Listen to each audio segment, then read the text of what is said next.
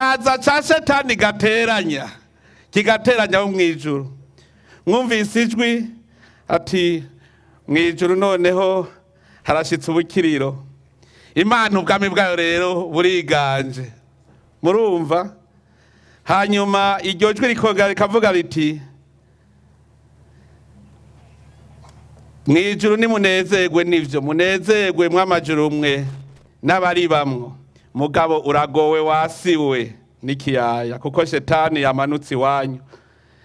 Kije gifise inzigo nyinshi kuko kirazi ko ari igihe cy'umwanya muto.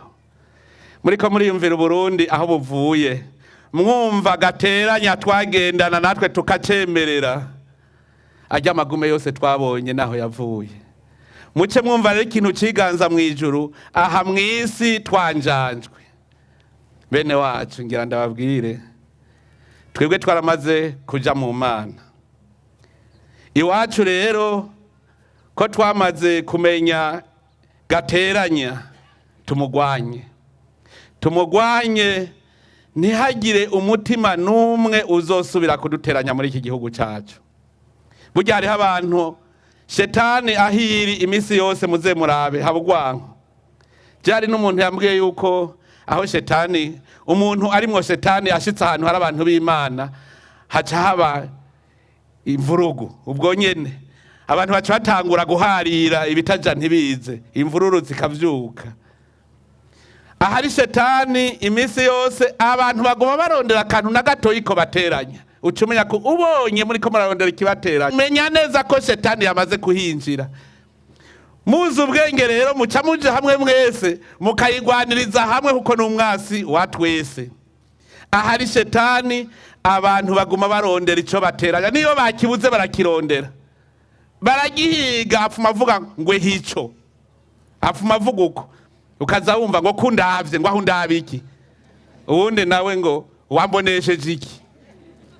Bakabatanguye guharira kubera iki? Mwumva bapfuye iki?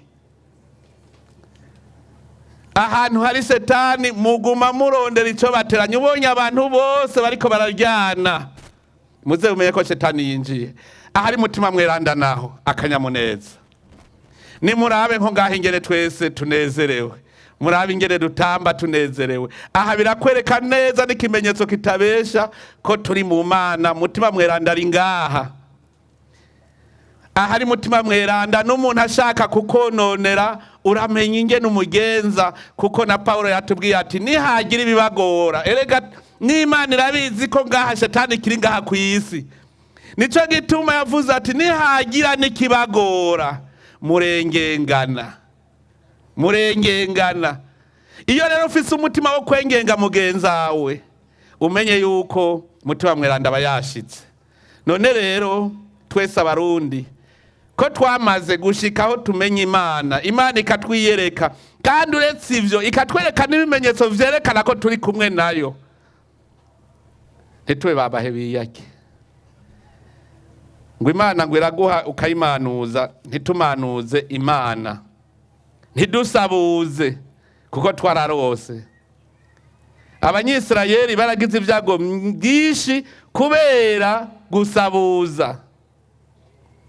Nimwiyumvire gushikaho baheba Imana bayibona imbona nkubone, bakabona igicu, mugabo hagatera igihe bakumva ko bihebuye, barabaza igishuri, igika ngo niyo Mana yabo, kandi Imana barayibona. Nico gituma n'igihe twobona ibitugoye ntiduhave dutirimuka ngo dusabuze, ngo tumanuze Imana yaraduhaye. Abanyisirayeli ndababwira igihano barose. Ahantu bari kugenda imisi 40 bahageze imyaka 40. Imana ikivuga iti kuva ubu nta numwe ageze mu bigera azohonyora. Imana nagahambaye. Ico gihe bari bashitse mu bisanzwe, kwari nko kuva ngaha ujabo kajya hajya ngira ngo bugendana, hanyuma baja gutata. Cyagi Shetani nyene rega naco kiraguma kikwangira kushika neza, kiguma canka. bazabona ibigabo vy'ibigatanya bikomeye cyane, baca barabona ko biruta Imana. Ya mana yari yabahaye amazi mu bugaragwa bayabuze, ya mana yabahamana, byose biranka, baracika inkokora. Hanyuma habamwe abagabo babiri barinda, Kalebu na Yosuwa. Abagabo babiri nibo baca babwira bati muravye ivy'Imana yadukoreye kuva mu Misiri, mukaraba ivyo yakoze, ngibi barabisubiramwo vyose, bati ubu twarabaye rurangiranwa, bazi ko atakintu na kimwe kw'isi kitunesha, none mutinye iki? Mutinye iki? Twarabaye abarundi nabo nyene ubu duhejeje gucugwa gushasha, twaraciye mu cuma, rero tuveyo tugororotse neza, nta kintu gishobora kudutera ubwoba kugira dusubire inyuma. Nabo rero baca batangura kugumuka, baragumuka na Musa ngo abajanye kubahonereza mu gihugu kirimwo ibigatanya. Hanyuma Kalebu na Yosuwa bati Imana yaramaze kuduha, nimurinde. Nico gituma Imana yacivuga iti jewe nzogumana n'abizera, nta numwe azohaja bukageze mu bigero kiretse Yosuwa na Kalebu.